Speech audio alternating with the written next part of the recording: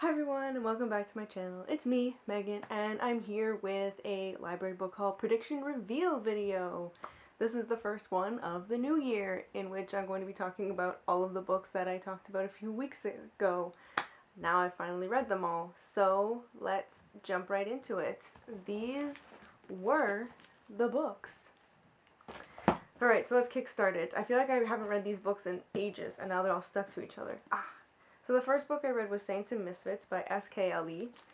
I rated this 3 stars. I liked it, but because I read the sequel before I read this book, I can see where Ali's writing has definitely improved, because this one, it was still very important and it deals with like sexual assault, but the way that she handled that in this book felt like she was kind of going in circles a bit, and like had the poor main character Jana kind of suffer alone for a long time.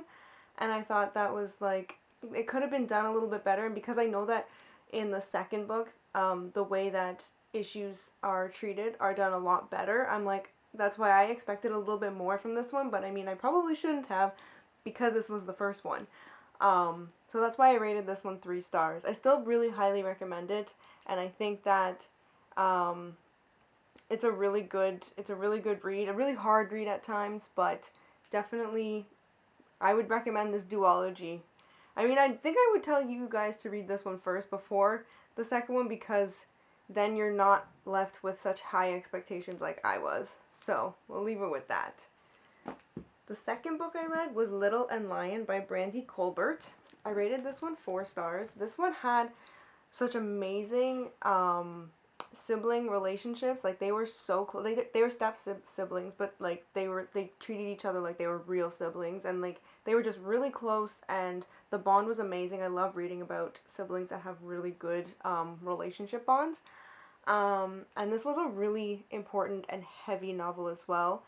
This dealt with mental health, and one of the main characters is he has bipolar, or some form of bipolar in that spectrum, and so like we get to see how he's dealing with that, and then how his sister is the other main character, who's also trying to deal with that as well, and the things that she thinks that she should be doing for him and things that she shouldn't be doing. And it's like, what, like she always seems to find herself like, should I, like, am I doing the right thing, kind of thing. And it was just really good to read. And then this also dealt with questioning your sexual identity, because she, like, the other main character, she didn't know what she wanted. Like, she didn't, not what she wanted, but she was like, I'm attracted to this person, but I'm also attracted to that person. This person is a girl, this person is a boy. I don't know what I'm doing. And I thought that was so well done, because it was like, sure, you're not going to know right away. Maybe sometimes it takes time to figure these things out. So I thought that that was done really, really well. And then the diversity in this was actually like super, super good too. Like, everybody, like, it was like interconnectivity of diverse characters, and it was just so, so well ingrained that this was really good. I highly recommend it.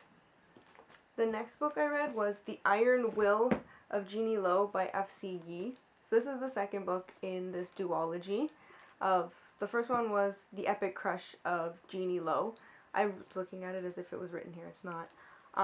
So if you remember from my last wrap up, I didn't really care for that book, but I wanted to go into this one because I was still curious about it. And I mean, I rated it 3 stars. I liked this one over the first one. I liked the folklore, the Chinese folklore, and learning about the Chinese gods. Like, that was really interesting, and like all of the plots coming together was so good. What I didn't like, and what keeps holding me back from liking these books more than I did, is these characters, and how like they don't have, there's no chemistry, and it's driving me nuts that they're like, oh, we're in a relationship now, and I'm like, but there's no chemistry. I don't like the way you guys are together. I'm like, no, no, no, no. So that's really what tore me from liking this all the way. What I did like about this was the fact that they talked and communicated with each other, and they're like, we don't have to see each other every day. We don't have to do everything together to be whole. Basically, we are still whole people, but we come together, and I liked that. it really showed that your romantic relationship is not your end all be all relationship in life. So I really liked that.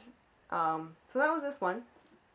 The next book I read was There's Something About Sweetie by Sandhya Menon. There really is something about Sweetie because I really liked Sweetie. I rated this 4 stars. I really liked the body positivity in this. It was just so well done. There were some harder moments to read in this than others because basically the main setup is that Sweetie, she's athletic, she's passionate about singing, but she's also fat. And so her mom kind of shames her into a corner basically because she's like, oh, because you're fat you can't do X, Y, and Z. Oh, because you're fat you can't have a boyfriend. And so when Rishi was in the first book. His younger brother, who we met in the first book, his younger brother Ashish, he's tired of love and he's like to his parents, okay, fine, set me up with someone. And they're like, okay, we'll set you up with Sweetie. And then Sweetie's mom's like, no, you can't because he's skinny. They're gonna make fun of you. And so it basically is like a tale of them trying, like, she is like, I want to date you to see if I can date you. Like, she starts her own, like, little project. She's like, she wants to do it for herself. And he has his own reasons as to why he wants to be with her as well. So it's actually, like they did it for themselves, but also for each other. It was really, really sweet and just really, really cute. And like I say, the messaging in this was so, so good. Like, 100% recommend this. This one I liked over the first one. This one was so good. So, yes. There's a third one in this like little trilogy. I think I don't remember what the title is, but I think I saw that Pinky was in it, and that's one of Ashish's friends, so I'm very curious to read what that one's about, so soon. And then the last book I read was Happiness by Heather Harpham. This was a memoir of Heather Harpham's daughter, who was born with a stem cell, I don't know how to describe it in medical terms, but basically she didn't, her red blood cells weren't working, I guess. And so basically she has to get blood transfusions every few weeks in order for it to continue flowing through her. And so this was like her journey of the first 4 years of her daughter's life, and just everything you go through as a parent with a sick child.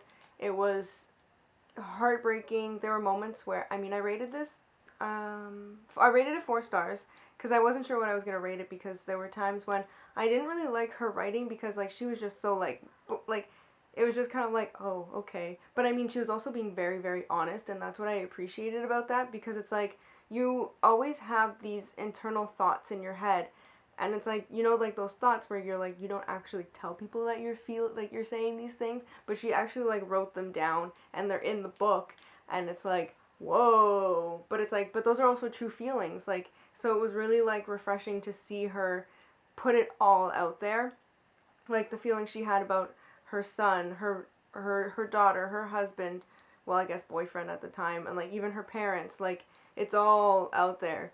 And so this at times could be such a hard read, like, whew. So yeah, so I don't know if I would recommend this because this is obviously not everyone's cup of tea, but it was very hard hitting, and it's just like she needed to get her story out. And she was also like saying like, oh, it's always good to like donate and like donate blood and like and like stem cells and stuff. Like there was also like a thing about that too, just because you never know, it could save a life. So that was this one.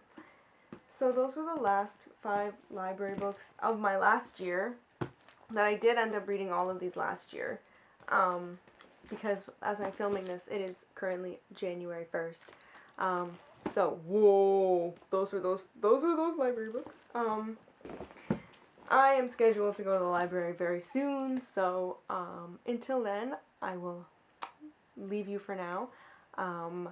If you liked this video, give it a thumbs up, a like, a comment, a subscribe, do your thing, and I will see you all in my next video. So thanks, and bye, guys!